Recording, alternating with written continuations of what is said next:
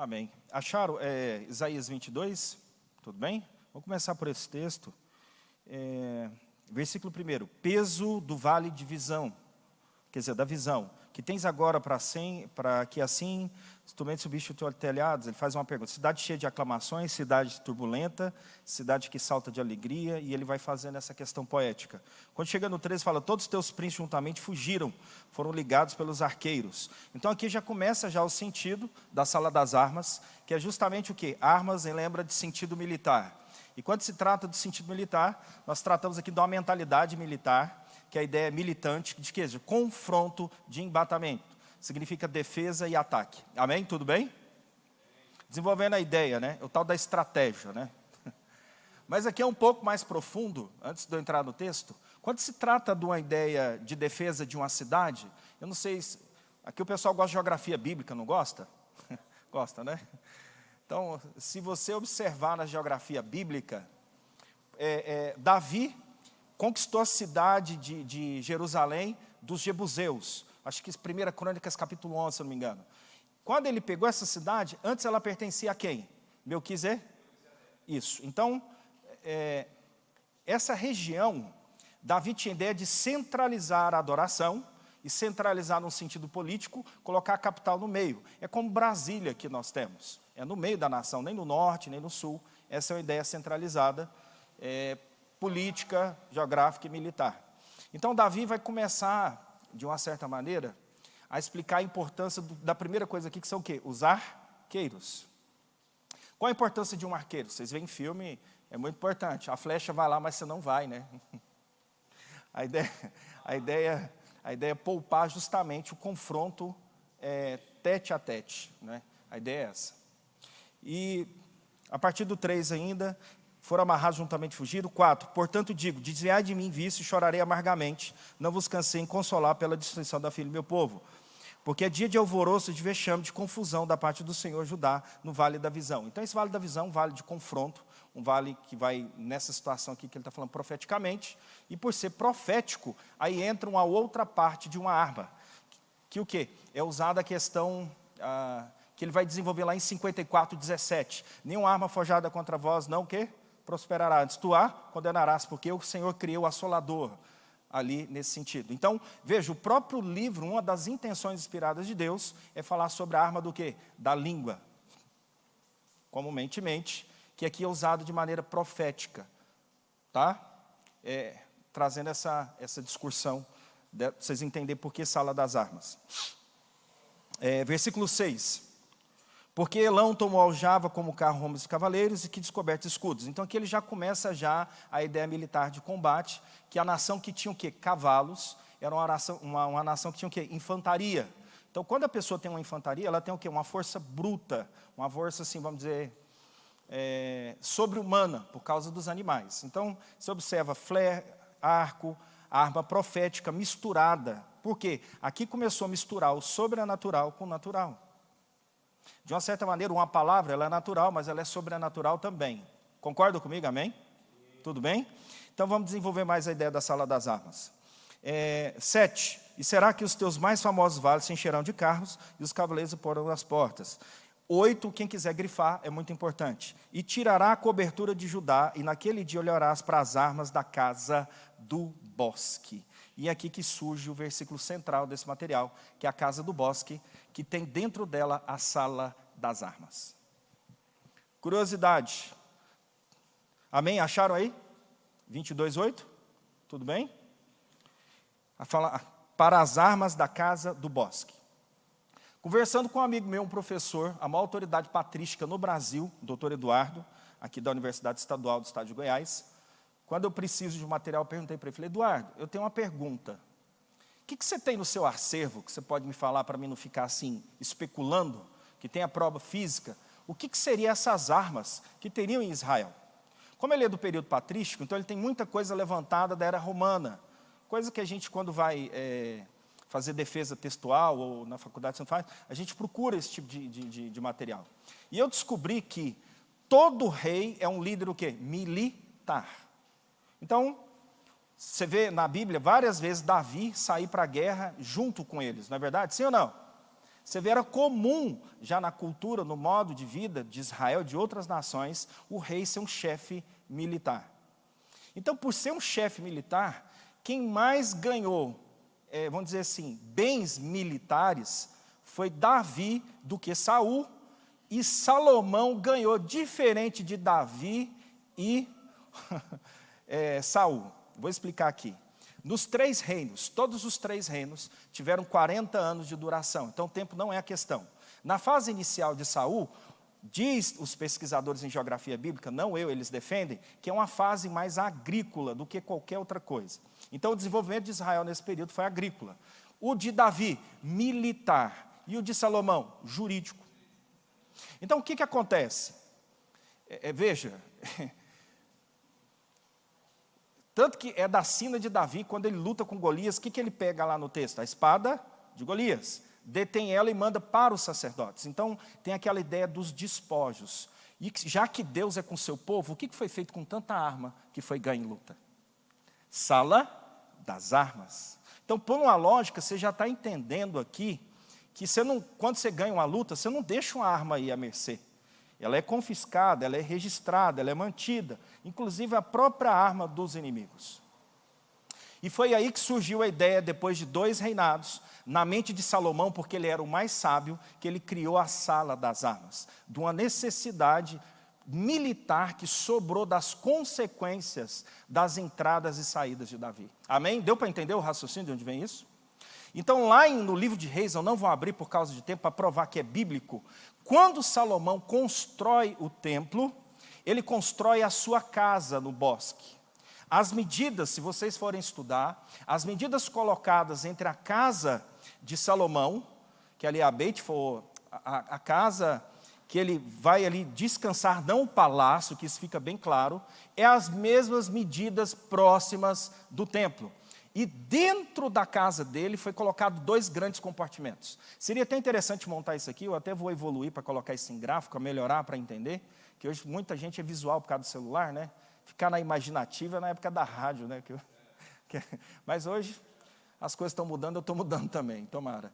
E aí, você observa que quando ele vai construir o local, ele coloca a sala do trono, isso eu estou te soltando o texto, depois você vai lá, o material você pode ficar de presente, está todo pronto, e ele solta do lado da casa do trono a sala das armas. Aí a pergunta é, por que o homem mais sábio que Deus levantou, colocou dentro da sua casa, no bosque, a sala jurídica e do lado a sala das armas? Quem chuta aqui para mim, por favor?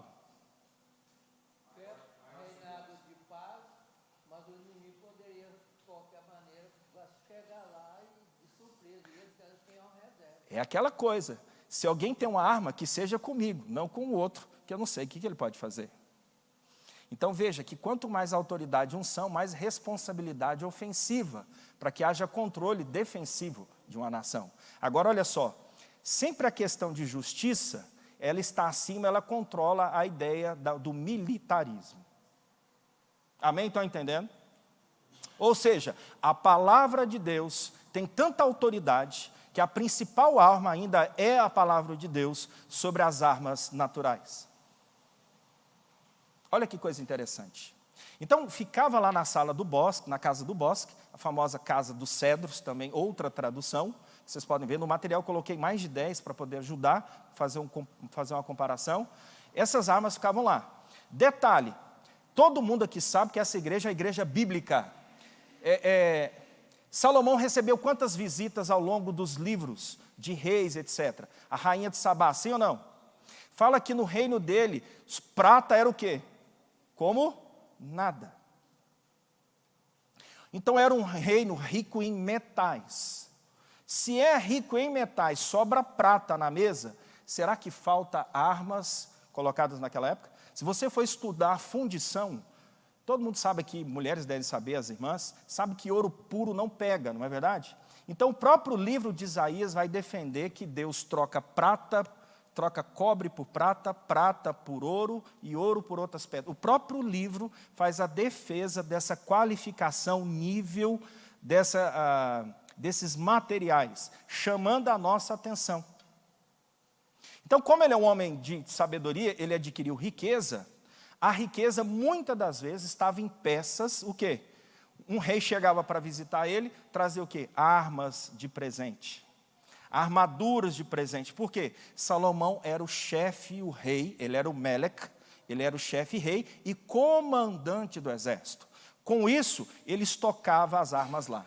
Agora eu te pergunto, será que ele estocava as melhores armas ou as piores? As melhores armas. Principalmente as armas que cabiam ao rei e à sua descendência. Ele ia estocando o que mais? Lá dentro. É tão interessante que eu queria colocar a mão nesse acervo. É aí que eu queria parar na Universidade de Jerusalém, eu tenho tanta curiosidade dessas partes. Mas você observa que o acervo dele, colocado ali naquele ambiente, fez com que introduzisse culturas diferentes através do armamento. Agora pensa, não queria falar isso, mas vou ter que falar. Quantos casamentos ele teve? Você já deu a risada porque é verdade. É isso que eu quero dizer aqui. Hã?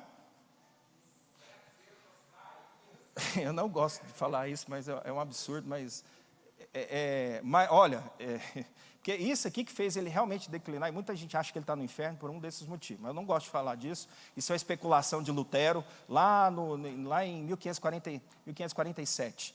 Mas olha, irmãos, com cada casamento desse, era feita uma aliança. Nessa aliança, deveria ter o quê? Privilégio político e a briga por alguém que sentasse no trono de Salomão. A principal pessoa para o rei Salomão, sem ser a esposa que ele escolheu, porque ele declara ela no livro de Cantares, que é uma negra, uma cuxita. Ele tinha por privilégio a rainha egípcia, que ela veio do quê? Uma nação poderosa, com grande poderio militar e de tradição militar. Então, obviamente, ele guardou muita coisa militar do Egito lá dentro. E nós sabemos que as armas que são egípcias são espirituais e seculares ao mesmo tempo. Por exemplo, uma adaga é uma adaga de Osíris para o sacrifício. Uma espada de Horus, seja qual for o Deus que está ali, foi parar dentro dessa sala das armas. Amém? Estão entendendo a gravidade de entender as armas aqui que são colocadas? Salomão começou a arquivar isso. E interessante, existe um princípio, não cabe aqui, mas é verdade. Tudo o que aconteceu com Israel no natural, acontece com a igreja no sobrenatural. Por isso que o Novo Testamento, pastor, fez questão o apóstolo Paulo de regular as armas usadas pela igreja. Eu te falo isso, essa semana eu vi uma necessidade, eu fui atender uma pessoa para explicar algumas coisas, graças a Deus as pessoas gostam da gente e perguntam, e eu peguei o que chamam uma arma muito delicada dentro da igreja, cuja qual não pertence à palavra de Deus, mas ela foi colocada por alguém de Deus, como colocou Salomão na sala das armas. Que nem tudo que reluz é ouro, não é verdade? Sim ou não? Por isso o discernimento de espírito. Por isso, nós temos entendimento quando a nossa oração é correta, quando o nosso jejum é aceitável, quando a nossa palavra, ela mais nos ataca do que aquilo que defende. Por exemplo, pouca gente sabe, existe uma armadura diferente para Israel do que qualquer nação. Ela nunca foi mencionada por Paulo nos evangelhos. E você fala, como que está? Não, só tem em textos escondidos, igual esse aqui, que está também essa armadura, que Deus até mesmo se atribui à tradição, que os anjos de Deus, igual as pessoas falam que vêm, use também esse tipo de armamento, como Deus, o Deus criador de todas as armas. Amém, eu posso mostrar para você o texto regulador? Posso? 2 Coríntios capítulo 10, por favor. O material é interessante, vocês vão gostar, está muito bem feito. Tá. 2 Coríntios capítulo 10, e aqui entra a mentalidade de Paulo sobre as armas de Deus, como explicando para a igreja, através da autoridade apostólica, Efésios 4:11, colocando para nós os fundamentos, conceitos, princípios e a sabedoria para o que recebemos de armas hoje em dia.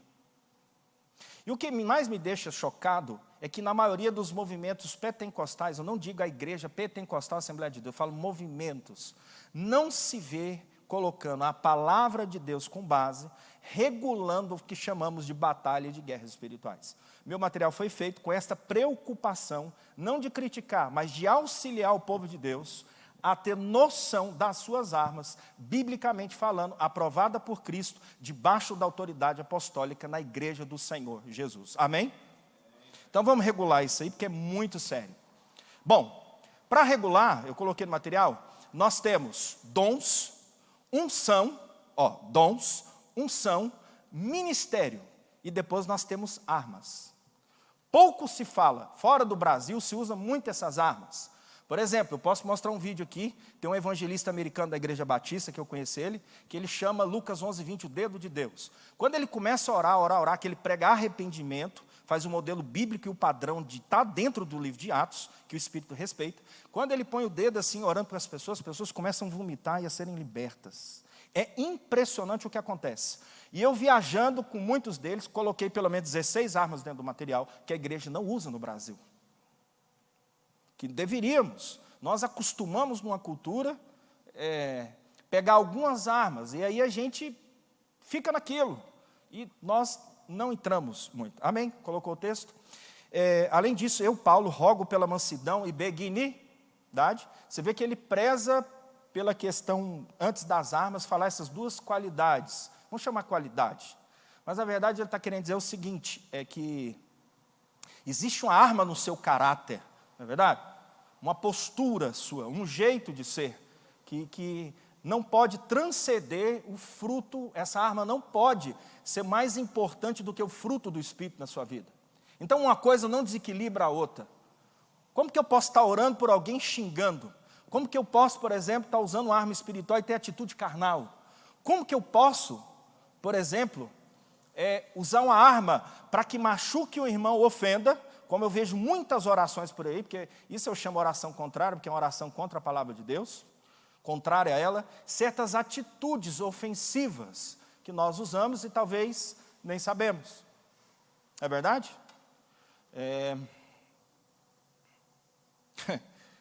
Tinha uma moça que ela me procurou quando eu estava pastoreando ainda. Ela jejuou 3 vezes de 40 e 2 de 21 para casar com um rapaz. O rapaz nunca conseguiu casar com ninguém, até quando ela parou de orar. Eu lembro disso até hoje. Isso é muito comum na área sentimental, viu? Demais dá conta isso aqui que eu vou te falar. É impressionante, porque se a sua palavra, Isaías 54:17, está falando que tem poder, quanto mais uma ação contínua, e às vezes você nem sabe o que você está usando, e ainda usando a fé que Paulo admite que é como um escudo. Porque o escudo não é usado só para dardo inflamado, ele refletia para cegar o inimigo através da luz que tinha. São coisas que acontecem que quando vê, é a mesma coisa de botar uma chave de um carro na mão de uma coisa assim que exige uma responsabilidade. Amém? Estão entendendo? Tá chato, pastor? Tá não. Tá até caminhando legal? Tá bom, gente? Amém? Tá ruim ou tá bom? Então fala glória a Deus, só não desanima aqui, porque... porque o que eu vou falar aqui agora é um pouco complicado, mas... sim. Toda. Você pode fazer tudo que você quiser aqui, que se eu puder, né? Sim. Claro. Em relação Sim, claro. à colocação que você fez e a pergunta, Sim. do motivo, né, de Salomão fazer aquilo ali na sua casa, separando as coisas.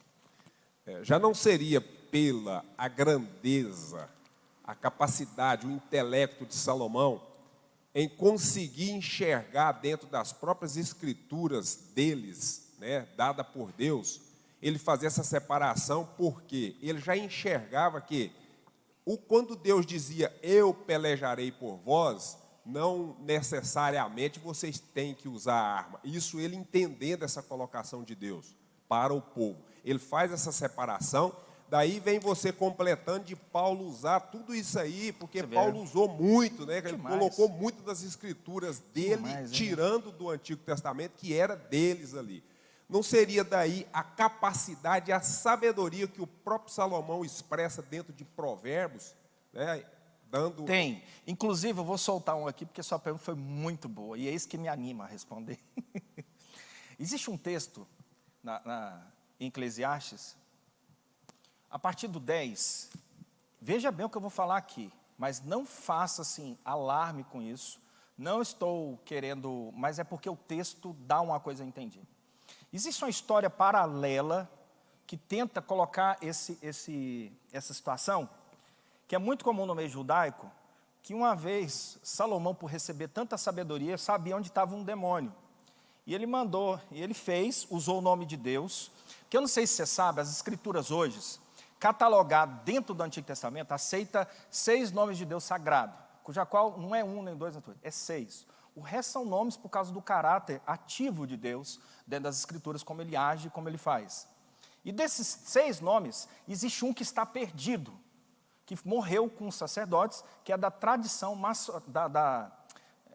em português fala falada, porque tem o escrito e o falado, os dois realmente existem, que era passar de pai para filho, aquela coisa toda, e realmente há lá dentro dos textos.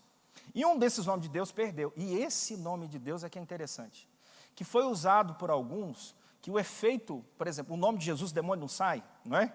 Não tem poder, pediu no nome dele, é um caráter de poder do nome do Deus Todo-Poderoso, que está além, Senhor, aqui eu posso falar, Yod Revav Re, eu serei o que sou. Que é a ideia do tetragrama. Existe um nome entre isso aí. Hoje é mais usado Hashem, o nome, bendito seja ele. Amém. E Salomão pega uma corda, um negócio, escreve esse nome dele, e coloca num anel, que é onde começa uma especulação, que eu não gosto de falar muito aqui, porque não é questão disso, mas só para te responder, e vai até esse questão de demônio. E só Salomão consegue, para você ter uma ideia, que a gente chama de Shidim, ali, que são os demônios, explicar essa natureza antes da vinda de Cristo. Só ele começa a explicar a ação do mal.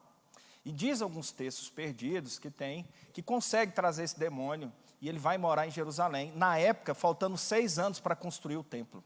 E Salomão começa a dialogar com ele, é uma história que eu não vou falar aqui, não compensa, mas ele não tinha com quem conversar algumas coisas. Porque você tem que entender que ele trouxe uma natureza em uma coisa muito assim, num campo complexo. Não vou nem entrar muito aqui, porque nem compensa, mas porque senão vai mexer em doutrina. E ele começa a conversar e ouvir coisas e guardar coisas disso aí.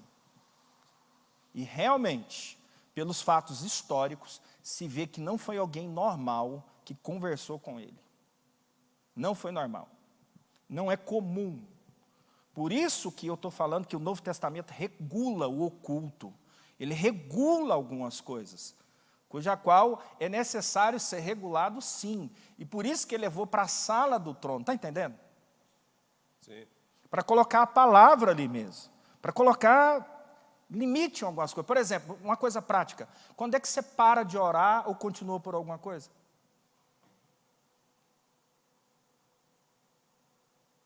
São coisas que nós temos que nos perguntar sobre o uso disso, né? Depois eu te respondo uma coisa, porque senão vai virar uma coisa aqui que não é especulativa. Não, ficou ótimo. Eu só fiz... Hã? Sim. Como é que é o nome da senhora? Amém. Pai do Senhor, tudo bem? Pastor, eu só fiz essa pergunta só no fechar dela aí, por quê? Salomão foi o rei que mais recebeu... Não, você pode escrever. Que mais recebeu dos povos, das nações, tudo, né? Tudo pagava para ele, não democraticamente, ele não guerreava, era democraticamente. Não, justamente. Isso que eu fiz a colocação. O uso da diplomacia, né? Exatamente. Que inclusive o nome dele de Salomão, Shalomão, vem daí, de paz, já está na etimologia do próprio nome dele, né? Do caráter do nome já veio por aí. O pai dele escolheu ele mesmo para que houve mais a arma daqui, ó, que essa é a mais perigosa. Essa aqui é a perigosa. E é aí que está. Porque, só soltar uma curiosidade, porque foi boa a sua pergunta. Só era treinado assim, em 2 períodos, em 2 povos. Os gregos chamados sofos, da oratória, para os líderes discursar. Por isso você vê Hitler e outras pessoas falarem. E os reis egípcios, que esse era o ponto fraco de Moisés para subir, porque ele era gago. Então, é muito interessante você colocar isso aí, que ele tinha esse domínio, né? Porque quem escreve, pensa e fala Bem, quem já fala, aí já é outra, a ciência da semiologia, ela já fala uma outra defesa. Mas vamos lá o texto. Ótima pergunta, essa aí foi muito boa. Eu queria responder uma coisa aqui, mas é complicado, se fosse só pastor eu falava. Mas aí vai puxar uma coisa aqui que... E eu, como diz, eu amo demais o pastor Valdo, o pessoal aqui. Pode somar Pode. uma deixa aqui? Claro. Eu creio que não vai nem 1 minuto e meio. É o contraste em Provérbios, né? O contraste. Sabedoria versus loucura, bem versus mal, vida versus morte, prosperidade versus pobreza, passageiro versus transitório, verdade versus falsidade, trabalho versus preguiça, prudência versus precipitação, fidelidade versus adultério, paz versus violência, brandura versus ira, Deus versus o homem. É o resumo, né? Do conteúdo Exatamente, do coisa. resumo.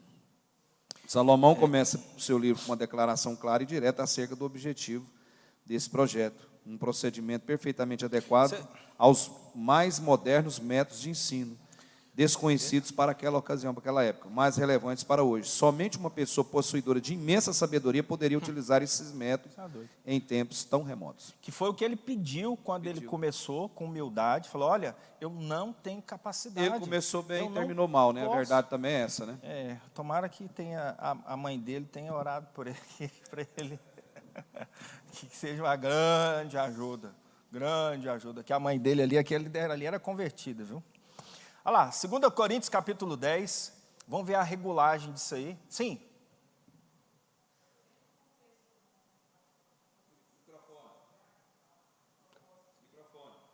Por favor, nome? Certo, nome? Andréia. Tá bom, irmã Andréia? Sim.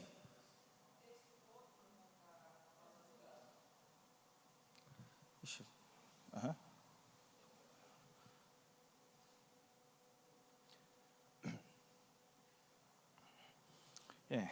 Tem que... Está desligado, acho que está ligado. Agora ficou bom. Andréia, dentro do contexto todo que o irmão tem mencionado aí, eu acho que a maior arma de toda plenitude que acaba com o ser humano e com tudo, se chama a palavra dizida, que é a língua. Essa acaba, ela guerreia com tudo, acaba com tudo. Justamente lá em Isaías, porque nós estamos em Isaías, vai falar justamente sobre a língua. E o Novo Testamento faz questão, principalmente a igreja de Jerusalém por Tiago, implicar com a língua. É um negócio assim que a irmã tem toda a razão. Porque o material vai pegar várias armas, né? Não dá para listar. Porque tem as que Cristo escolheu para os apóstolos, sabia? Enfim. Senhor pastor? A língua hoje está perdendo para os dedos. Entendi. O povo está falando muito mais com os dedos que com a língua. Hoje eu achei uma psiquiatra falando que sinal da besta é o celular. Hoje aí, as palavras, os palavrões aí, esse sistema aí, eu vou falar para você, viu? Os dedos, o sistema está acabando com tudo. Eu acredito. Está vendo? Tanto que a gente, todo tempo, convive com armas, mas a gente tem aquela luz, né? Vamos lá, então, na regulagem. Capítulo 10. Além disso, eu, Paulo, vos rogo pela mansidão e benignidade de Cristo, que eu, na verdade, quando presente, estou entre vós, sou humilde, mas ausente e ousado convosco. Então, você vê que o tom dele já não é um tom assim tão estou de boa com vocês. Ele está bem em Cristo, no Espírito, mas mostrando o quê? Esse lado mais ofensivo da situação. Lembra quando Cristo entrou lá no chicoteou, aquela coisa toda, né? Ele estava no Espírito, não na carne. Parece que estava na carne, mas não estava. Que Paulo também, da mesma maneira. E ele continua assim, rogo, pois, que quando estiver presente, não me seja obrigado a usar confiança da ousadia que espero com alguns que julgam como que andasse segundo a carne. Então, por quê? Porque de resposta, ó, andando na carne, não militamos segundo a carne. Nossa, isso aqui é muito interessante de falar. Paulo não estava em crise consigo mesmo, com o seu corpo, com a sua mente. Ele não tinha dúvida de que ele estava numa ação espiritual colocada por Deus. Nenhuma no que ele vai falar. Ele não está em crise aqui, não é uma briga de pecado, igual ele vai falar lá no texto, em Efésios, milita contra a carne. Pelo contrário, Paulo afirma que esta ousadia, ela é permissível, nem pessoal. Não. E isso aqui, às vezes, é muito confundido, porque isso implica na autoridade. E quando a autoridade age, é para isso que ela foi lhe outorgada. Amém? Estão entendendo? Paulo usa isso no exercício, a igreja estudou isso sobre a questão da disciplina da igreja. Mas também, hoje, tem pontos, né?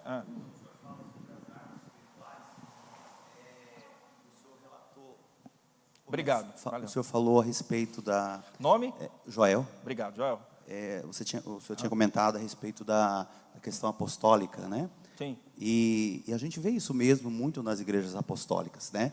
Essa posse dessas armas que o senhor está relatando, né? Espirituais que se usam. Eles têm muito mais ênfase dentro das igrejas apostólicas, essa questão dessas armas, né? Realmente espirituais ser visíveis para eles. E eu vejo que é uma problemática, né? Sim. E muitas das vezes o mesmo que ocorre hoje com o pentecostal e o tradicional, porque nós damos muita ênfase para o falar, né, as manifestações, e esquecer muitas vezes da palavra. E dentro do apostolado se permite tanto isso, mas também se perde muitas das vezes na meninice do que é o espiritual. Tem material muito bom, Joel, né? Joel, a estuda do carismatismo e os movimentos, é muito interessante ver isso aí.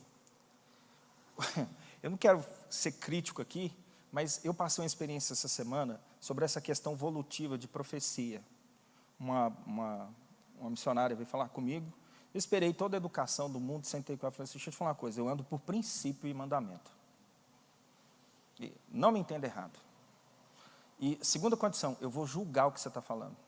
Pode ser? Tudo bem, não é orgulho. É aí que entra esse problema aqui, que não é carnal isso.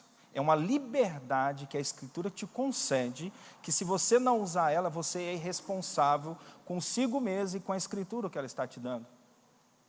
É lógico que eu não posso ser áspero, mal educado, é questão comportamental.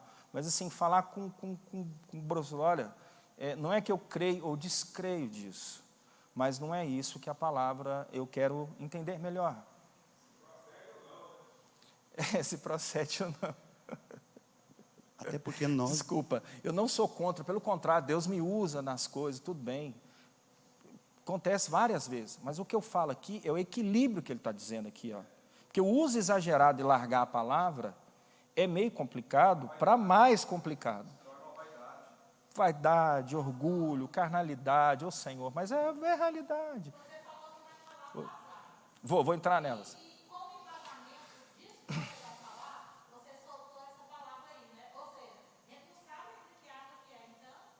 Olha, o que acontece? Aqui eu estou falando generalizado, né? Não estou apontando, eu estou pegando, como diz, o alfa começou lá, né? Dessa questão. O material... porque a ideia é informar que a igreja tem muito mais recursos do que imagina. Eu coloquei lá os pontos, os princípios que pode puxar. Também você tem que relacionar com outros irmãos em outras coisas na igreja. Não é porque ele usa extravagância que a Bíblia não fala. Né? É igual falar de dinheiro. O pessoal fala, não fala para mim. Eu falei, você me desculpa, mas a Escritura fala, eu tenho que falar. Eu não falo porque o outro faz o que não é, mas está lá, eu tenho que falar. Então, por obediência, ela, a autoridade dela, a inspiração dela deve ser falado. Né? Eu falei que eu ando por princípio e mandamento, porque eu nunca vi Deus ser contra a sua palavra até o dia de hoje. Nem o próprio Jesus capuliu disso, porque foi falado dele o Antigo Testamento inteiro, e ele tem que ser chamado verbo, não é porque ele virou uma letra em hebraico, é porque tudo que foi dito na palavra ele teve que obedecer. Está entendendo? Se eu sigo Cristo, então é por aí que é uma das características. Tudo passa por Cristo, né? Vamos lá.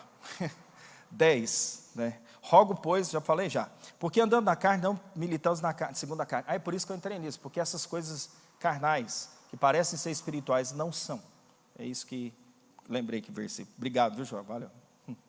E falando aqui, porque as armas da nossa milícia não são o quê? Carnais. Não, ele está defendendo o quê? Aqui a palavra sarx no grego. Paulo estava lidando com a situação nas igrejas, nesses 13 a 17 anos de ministério dele, em que eu vou resumir para você aqui, que a igreja de Corinto é uma igreja que ela tinha muito dom, tanto que ele chega no 13 e fala, está faltando um amor, não adianta nada, lembra? Falei, aquilo, isso. Tinha outra igreja que Paulo tinha aparições até mesmo de anjos, ações mesmo angelicais, tinha também outras cartas. Então Paulo está tentando o quê? Deus distribuiu ali e o ministro tem que se virar, porque é para isso que é o dom de governo na igreja. Para isso que é o dom de administração na igreja. Está vendo como a coisa anda casada? Está vendo como a coisa não é para ser feita em desordem? E principalmente, o que eu mais entendi na minha vida, quando você perder a paz, é problema. Amém? Estão entendendo? Não quero puxar outras questões aqui, mas assim, está no limite do texto que eu quero falar. Vamos continuar. Porque as armas da nossa milícia estão da destruição das fortalezas. E essas fortalezas aqui que é muito legal de entender. A intenção da palavra é mudar nossa mentalidade, nosso coração. A maioria dos textos fala assim, e você pecará no corpo, na estrutura do corpo. Paulo, em nenhum momento das escrituras, defende que o mal vai te influenciar tanto. Por quê? Se você tiver a palavra, domínio próprio, busca, separa todo o mal no pecado mesmo em você. Então ele não sai disso. Então ele fala que essas fortalezas, ele vai deixar aqui, que são sofismas, orgulhos, etc., na nossa própria mente. Então ele fala assim, porque as armas da nossa malícia são carnais, mas sim poderosas em Deus para a destruição da fortaleza, destruindo conselhos e toda altivez que se levanta contra o conhecimento de Deus.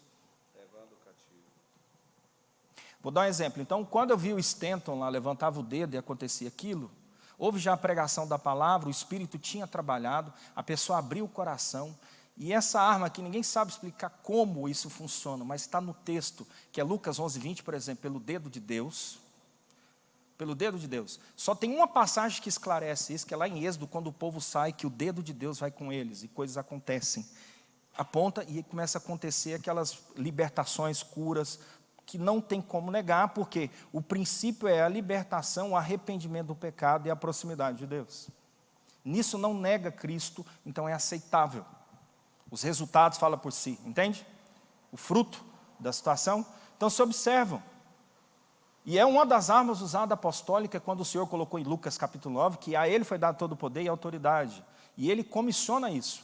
Então ninguém usa isso na igreja porque quer. Cristo teve que te dar, te ungir para isso acontecer na sua vida. Amém? Tranquilo até aqui? Então Paulo está falando dessas armas, do que o Senhor tinha dado, distribuído através dos apóstolos, e foi passando para a igreja, e ele regula assim, olha só como é que ele regula isso. Porque as pessoas acham que Paulo só regula profecia e algumas coisas, né? Paulo também regula armas.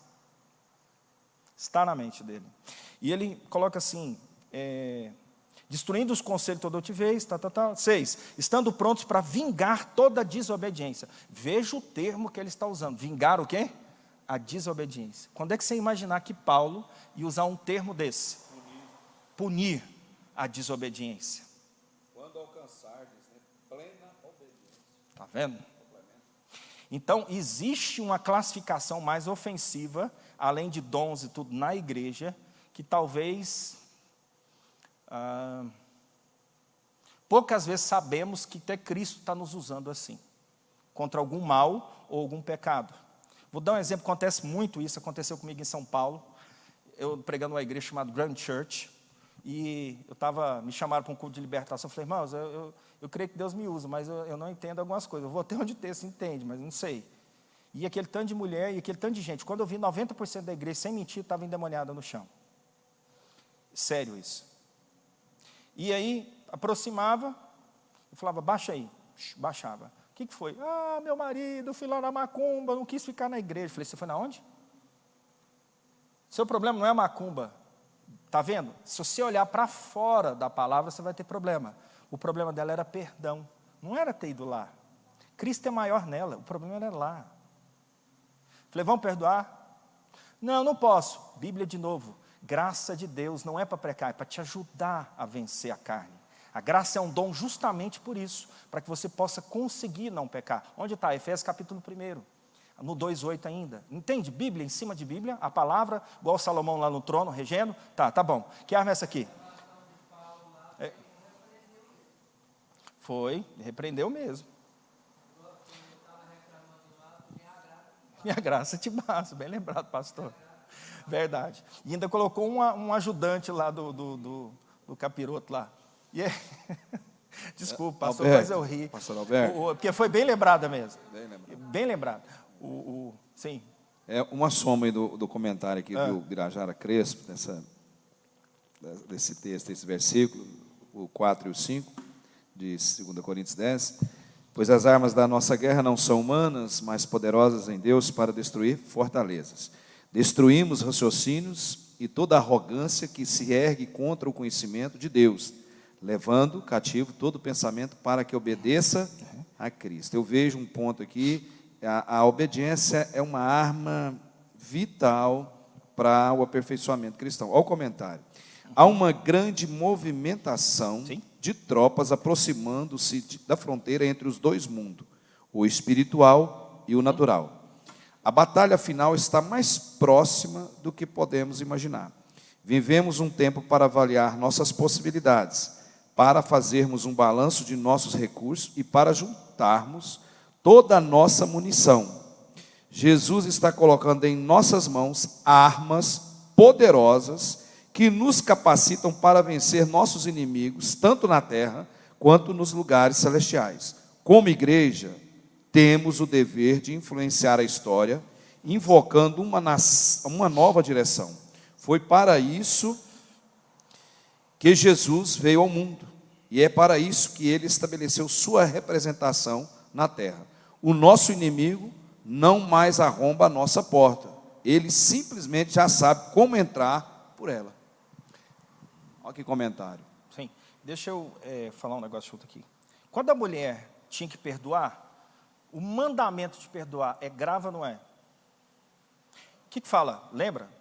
Perdoa para ser perdoado, e Deus te perdoa. Olha a gravidade disso. Então, você está tirando qual altivez, no caso? Algo, um sentimento, que algo mal está por trás disso, que está levantando acima da palavra de Deus. É isso que as armas fazem. Ela baixa aquele pensamento, baixa tudo isso aí, humilha o pensamento e o mal e faz com que ele saia junto com esse pensamento, seja desbloqueado. Por isso que fala fortaleza. Está ali não é à toa. A gente acha que é pouca coisa, mas não é não. É muita. Vira. Há uma frase, nós já citamos ela aqui, pastor Alberto. Vira. Quem não perdoa, Vira. vive no cárcere do ressentimento. Então, Quem não perdoa. pastor, Walter, olha, foi bom esse comentário, sabe por quê? Puxou uma coisa aqui. Agora eu fico me perguntando, uma pessoa que não perdoa há tantos anos, cheio de mágoa, está cheio de Deus lá de trás, né? Hebreus vai falar justamente isso, que se contamina, vira doença. Pronto, pastor, foi no ponto que eu queria chegar aqui. É assim que se constrói uma fortaleza. É assim que o mal fica escondido e não sai enquanto essa palavra, essas armas não são usadas, é destruído. Você fala... Nossa, cai uma goteira aqui, toda hora eu fico prestando atenção. Perdoa-lhes.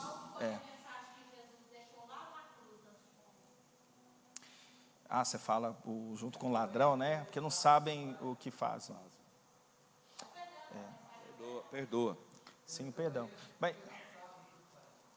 o texto aqui está preocupado. Você vê que Paulo é um pouco severo, porque é o seguinte: já foi pregada a salvação para as pessoas, elas já aceitaram Jesus, elas já conheciam.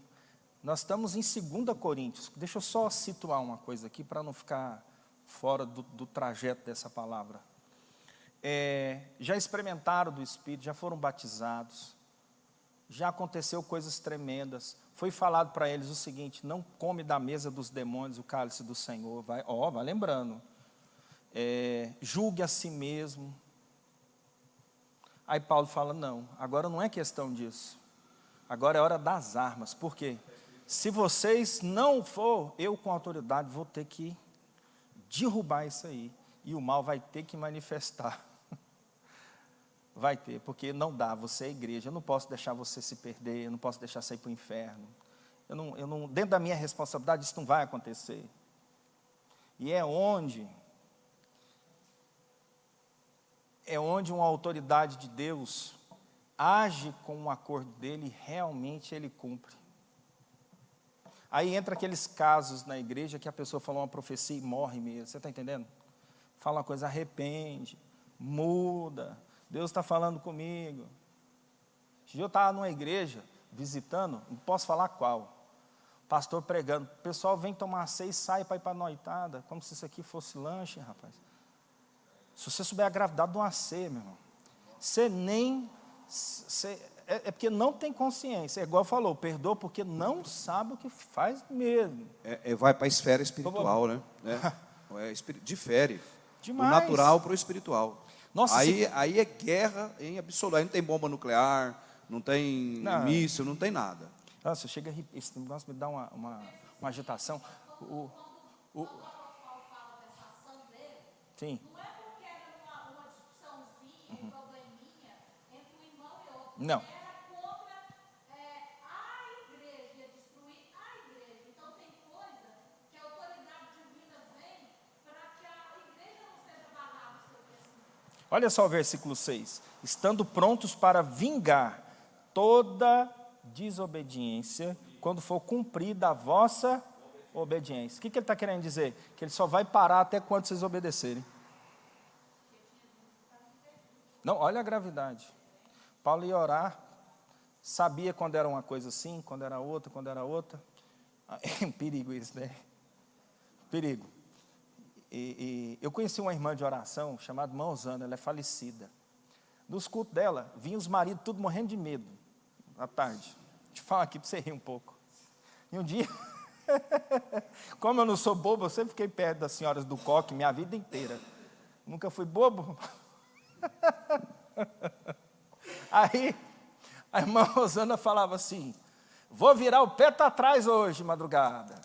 Nossa, aquela machaiada assim, era estranho, porque aqui é tanto de marmanjo, tudo consertava. Eu falei, por que é? Aí eu ficava sabendo as histórias. Irmãos do céu, santo Deus. Tinha um lá que tinha um amante. Diz que... Cada história. E é isso que eu estou querendo dizer aqui, que esse nível de autoridade, que você chega num comunicado com o Senhor de santidade, que eu vou soltar um aqui, tem uma coisa chamada bate-call. O que é o bate-call? É uma palavra que Deus espera que você alcance ela. Paulo vai defender ela assim, que os filhos de Deus aguardam a natureza, a manifestação deles. Não é só da vinda, é das suas orações.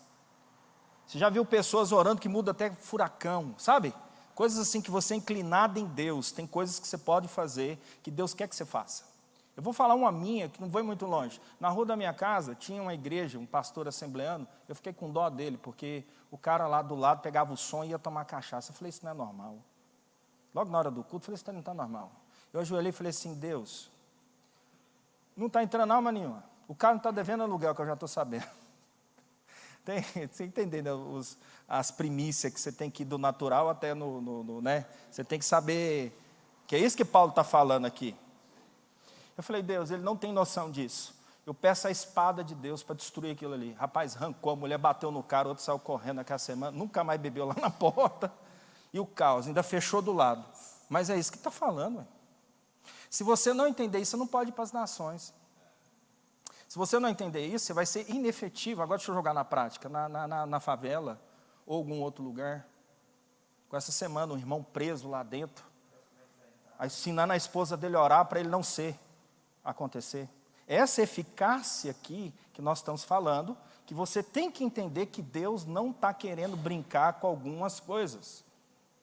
Que Cristo volta em Apocalipse, a palavra dele fala que ele arranca a cabeça das pessoas. Isso é sério. Ele ainda é o leão da tribo de Judá, não é só o cordeiro. Deus de amor, amor, amor, amor, amor, amor. Que amor fora da casinha é esse? É complicado isso. Né? Hoje, a correção é um assunto que não cabe do amor. Né? Pelo contrário, o Deus que ama é que corrige, diz o texto. Hebreus 12:5, que eu amo, eu corrijo. Então, nessas funções aplicativas, punitivas, na verdade eu chamo elas de purificadoras. Eu acho melhor assim. Paulo está falando. Deixa eu destacar do texto aqui, por favor. No 2, rogo, pois, que quando estiver presente, não me veja obrigado a usar com confiança da ousadia. Olha só o cidadão. Não só ousadia, mas confiança da ousadia. Aos apóstolos, quando a gente estuda a vida deles separado, foi dada autoridade só para os apóstolos da vida e da morte. E a autoridade de escrever as escrituras. Amém? Estão entendendo? Então, ele julgava assim. Olha o poder disso. E tem no Antigo Testamento essas questões. Você vê Abraão orando, Senhor, se tiver tantos justos naquela cidade, né? Fica tanto. Elias. Então, tem certas pessoas que têm um crédito com Deus, que não, talvez nem sabem, tem tanta arma na sua vida, que nem sabe como funciona. Ele destruiu duas vezes de 50, o capitão e mais 50 Boa soldados. também. Foi. As duas primeiras lá, mas o outro, o terceiro, humilhou, joelhou, e com esse você pode ir. Porque não era inimigo, os outros eram inimigos, queria a cabeça dele. Agora, o terceiro humilhou, aí então Deus falou, com esse você pode ir. Já viu, né? E falou, não, eu não vou nisso aqui não, porque realmente passou a temer a Deus. Mas tem certas circunstâncias mesmo que as pessoas têm que aprender a temer e ter respeito, sim. Que não é tudo que a gente é passivo na igreja, que a coisa vai deixando passar do jeito que acha que é. Eu comumente, eu tenho a graça de Deus, o privilégio de algumas coisas Deus me usar e ser muito séria. E foi por isso que eu escrevi a Sala das Armas. Porque quando você conhece a Escritura assim, que você vai entendendo ela, tem coisas que é incabível, porque aquilo ali influencia na glória de Deus. Influencia, por exemplo, em perder vidas e pessoas. Influencia em alma ir para o inferno mesmo. Então a motivação é grave. É grave, você não pode aceitar aquilo. Não é comum. Se a Bíblia não aceita, você não tem que aceitar. Agora, você tem que saber agir com a arma certa e como fazer isso. Falar da irmã Osana. Porque a igreja que ela vem da Deus é Amor, eles são mais acostumados a fazer essas campanhas, né? Que usa e etc. E Deus traz ali para eles, é comum falar dos irmãos nossos que são mais antigos, disso desde a época de 50, eles usavam essas armas, vamos falar assim, com mais critério. Né? Só não organizaram isso, igual pela misericórdia eu organizei.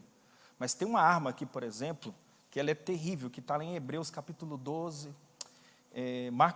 Lucas capítulo 12, versículo 28, que é pelo Espírito de Deus, se é chegado o reino de Deus. É fabuloso o que acontece ali no contexto da manifestação do Espírito Santo de Deus, quando usado essa arma do Senhor.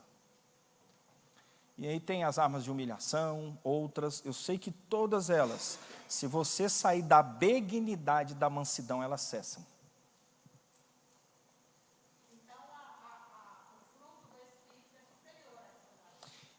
A senhora se imagina, eu vou falar do meu pai, muitos anos na Secretaria de Segurança Pública, ele foi dar uma batida, ele me contava, tomar conta de várias cidades. Cansado, eles foram dar uma batida na BR. E nessa estava a polícia militar, e ele era o responsável, o delegado responsável. E meu pai falou assim, pega a arma e bota em cima do sargento e toma a arma dele agora. É uma ordem. Teve que obedecer. Tomou a arma. Quando sai lá de dentro, a esposa dele, dentro do motel com o cara. O que você acha que ia acontecer? Morte. A responsabilidade seria terrena do meu pai, inteira. Não é nas costas de ninguém, é dele. Em quesito de autoridade e responsabilidade, nós temos que gerir isso. E não espere que os outros vão entender. Quando você corrige seu filho, se você esperar que ele vai entender, você nunca espere que ele entenda. Porque não é hora dele entender. Nessas atribuições ativas, corretivas, purificadoras na nossa vida, é necessário muita sabedoria, e tem hora que ela não vem no momento da situação, e ela só vem com o tempo. Por isso que isso aqui caía sobre os apóstolos, não sobre outros. Por isso que caía sobre os reis, principalmente em quem tinha sabedoria, como quem? Salomão, que era capaz de entender isso. É muito perigoso. Algumas questões. Amém? Estão entendendo o sentido das armas que estão aí, o porquê, que se eu conseguir, pelas bênçãos do Senhor, pela graça, conseguir explicar um pouco. E eu queria falar particularmente em 2 minutos de uma arma muito mal colocada na igreja, que é o que eu escolhi para falar aqui, que Deus colocou no meu coração. Está lá em Isaías 58, rapidamente, e eu vou parar de 2 a 5 minutos.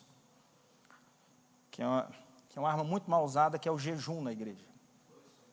Isaías 58, por favor.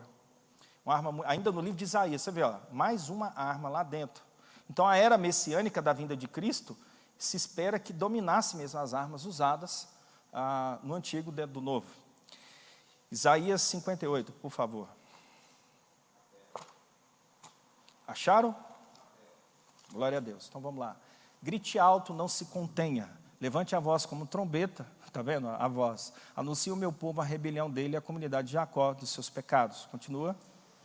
Pois dia a dia me procuram, parecem desejosos de conhecer os meus caminhos, como se fosse uma nação que faz o que é direito e que não abandonou os mandamentos do seu Deus. Pedem-me decisões justas e parecem desejosos do que Deus se aproxima deles. Continua. Por que jejuamos, dizem, e não o viste? Por que nos humilhamos e não reparaste? Contudo, no dia do seu jejum, vocês fazem o que é do agrado de vocês, exploram os seus empregados. Continua. Seu jejum termina em discussão e rixa, e em brigas de socos brutais. Vocês não podem jejuar como fazem hoje, e esperar que a sua voz seja ouvida no alto. Continua. Será esse o jejum que escolhi? Que apenas um dia o homem se humilhe, incline a cabeça como um junco, e se deite sobre o pano de saco e cinza? É isso que vocês chamam jejum? Um dia aceitável ao Senhor? O jejum que desejo não é este: soltar as correntes da injustiça, desatar as cordas do jugo, pôr em liberdade os oprimidos e romper com todo o jugo. Continua. Não é partilhar sua comida com o faminto, abrigar o pobre desamparado, vestir o nu que você encontrou e não recusar ajudar o teu próximo? Ah, sim, a sua luz irromperá como a alvorada, e prontamente surgirá a sua cura, e a sua retidão irá diante de mim, e a glória do Senhor estará na sua retaguarda. Aleluia.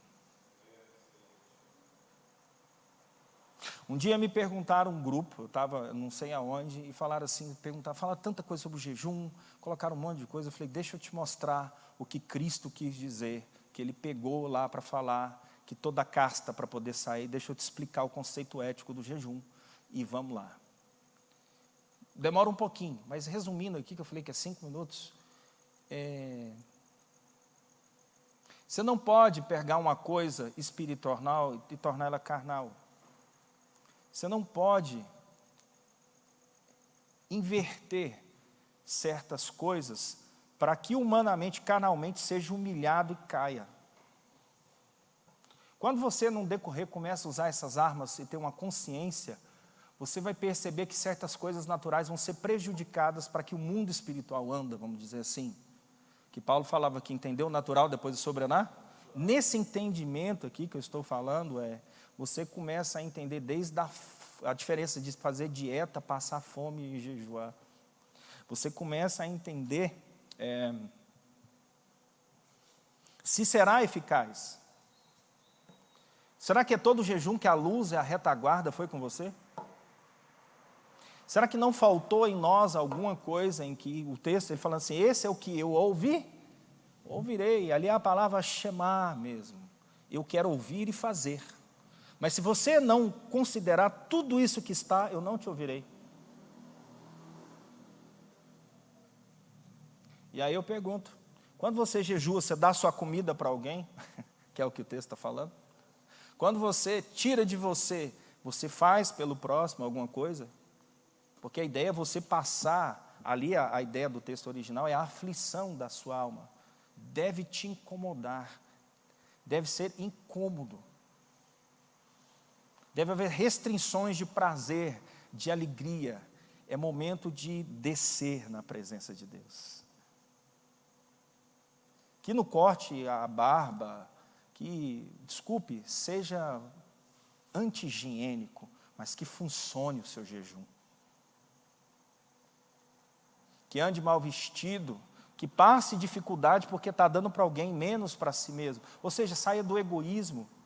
E o mais difícil, fazer por alguém do que por você. E você vai ser tremendamente abençoado, como disse Jó, que o Senhor te ouviria e te daria o dobro. O apóstolo Paulo chamou atenção na Santa Ceia. Sim, pastor. Muito bem lembrado. Uns comem demais e bebem demais, fica bêbado, e os outros nem uma gota. Não Nem uma tem gota. lá. Não tem nem um pedacinho de pão. Era, Uns verdade. embriagam-se e outros têm fome. Era.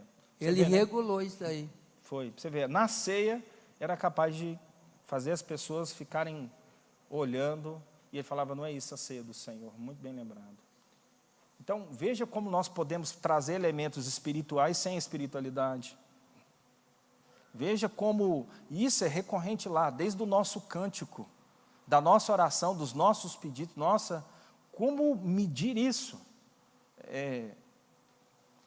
Isso tem que ser observado na igreja. Amém? Tudo bem? Eu vou fechar aqui, no próprio texto. Sim. Senhora, pastora. No começo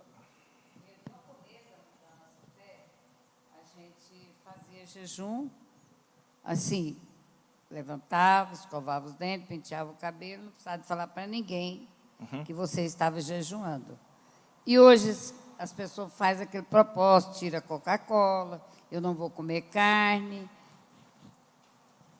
eu não vou fazer isso, eu gosto daquilo, mas eu vou tirar, vou abster disso aí. Isso é um jejum. É o que eu estou falando. Nas Escrituras tem que haver esse nível de ofensa natural. É o que o texto coloca para nós. E, olhando assim de uma maneira toda das Escrituras, você observa isso na vida de Daniel quando ele começa o seu jejum. Mas nós teríamos que ver realmente o que ele está tirando, de onde ele não está frequentando, com quem ele não está convivendo. É muito interessante ver lá, mas assim, senão eu vou sair aqui de novo do que eu quero não complicar, mas facilitar. Separou até das coisas sacrificadas. Tudo. A consciência dele era, se eu falei com um homem, eu quero falar mais com Deus do que com um homem. Eu quero comunhão. Eu estou a fim de ser prejudicado aqui agora, para que eu seja compensado pelo Deus que é Espírito. Eu quero transcender nisso. Não me interessa agora o momento, eu quero ficar totalmente desagradável, totalmente implica. Eu quero... Aí sim vem a luz, vem as compensações, as coisas são ouvidas.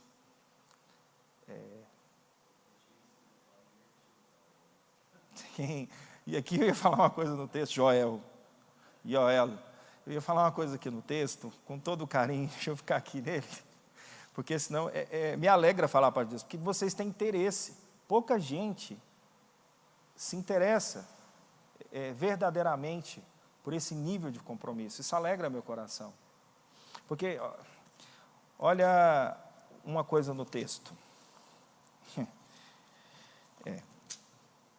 olha o tanto que isso, pastor, é interessante. Então clamarás ao Senhor. 9. Então clamarás ao Senhor, te responderá. Gritarás e ele te dirá: eis-me aqui. Acontecerá isso se retirares do meio de ti o jugo, e o estender do dedo e o falar a vaidade. Se abrires a tua alma faminta. Lembra que eu estava falando aqui? Ele vai falando, cada coisa que você tira, chega algo. Cada coisa que você renuncia, entra algo de Deus. Nessa versão está boa também. Aí lá no 12. Eis que de ti procede edificarão os lugares antigamente assolados. Nossa, se a gente for ver o que é isso aqui. Todo ato de guerra destruído pelo inimigo, que veio roubar, que tal, mas lá atrás, será construído se você jejuar assim. Onde houve perca, porque há algo espiritual por detrás trabalhando. Ele continua falando ainda assim, é tremendo fazer o jejum, ele foi feito para funcionar. É Deus que está te ouvindo. Aleluia. Ele fala assim, levantarás os fundamentos da geração em geração. O que ele está falando aqui? Inclui a sua casa e muitos outros. Está falando de fundamento. Quando fala de fundamento, é de estruturação familiar. Famílias fortes, igreja forte, nação forte. Veja, ele está mexendo com algo aqui fantástico. Ele ainda fala assim, jardim regado como um manancial cujas águas nunca faltam. Põe lá na internet um jardim regado, mas pega um bem regado mesmo, você vai ver que nada falta dele, nunca... é fabuloso. O negócio é feito para ser bonito, ser vivo, ser colorido, habitar ali, vida em abundância, igual falou o Senhor. Tudo. Se aprendermos a jejuar, como fala. Esse tempo atrás, uma diaconisa quis aprender a jejuar, eu postei para ela o texto, eu achei que ela não ia levar a sério. Ela fez 4 jejuns de 40 dias e 3 Daniel. A mãe está curada de câncer, foi pegando todo mundo da família, e é uma coisa fantástica, e ninguém sabe explicar. Mas ela o quê? Largou o jugo, fez o que Deus tocava, porque ela tinha o egoísmo, teve que dar as coisas para as pessoas que não tinham, sabe? Aquele vestido que não estava, que não dava, aquele negócio fica no armário, aquela que vai... Você entender na prática, sabe? Fez uma coisa por alguém que não fazia, aí Deus recompensou na casa, abriu mão de uma coisa que tinha para receber, porque não foi com a sua medida, porque a palavra fala misericórdia e triunfo sobre o juízo, e aí liberou perdão. Você está entendendo o que está falando aqui? O poder também te pega ali, é para a sua carne descer. Por isso que Paulo fala, não dá para fazer coisas na carne, lá no texto lá, a sofisma, coisa que só eu estou fechando aqui. Se desviares o teu pé do sábado de fazer tua vontade, meu santo dia, chamares ao sábado eleitor, santo dia do seu digno de onde orar, seguindo os caminhos, pretender fazer tua própria vontade, nem falar tuas próprias palavras. E aqui cai algo interessante. Deus atingiu o que Ele quer. Isso aqui, ó. E eu vou saber como. A boca fala, aqui, ó. Aqui dentro. Seu jejum tem que chegar aqui, ó. Sair daqui, subir para cá. Entendeu? Sair daqui e a gente vir para cá. Quando eu jejuo, eu fico só na água, eu fico reflexivo. Gosto de ficar de joelho mesmo, eu não sei quem é, e se eu puder, eu ponho a boca no pó. Entendeu? Foi assim que eu aprendi. Não sei hoje como as pessoas ficam, mas eu acho que esse é um ato de nossa inclinação. Inclusive o ato de ajoelhar vem de uma palavra grega chamada proskrunel, que é a ideia de beijar o chão. Adorar é beijar o chão. É reconhecer o Deus Todo-Poderoso. Amém? Queria entregar aqui essa palavra. Obrigado ao pastor Gil Saturnino. Para mim é uma honra ver aqui, uma alegria, né? Porque a gente junto. Eu espero que possa. O material está aí. Certo? Só gratidão. Obrigado, irmãos. Amém. Amém. Glória a Deus. Obrigado, pastor. Deus abençoe.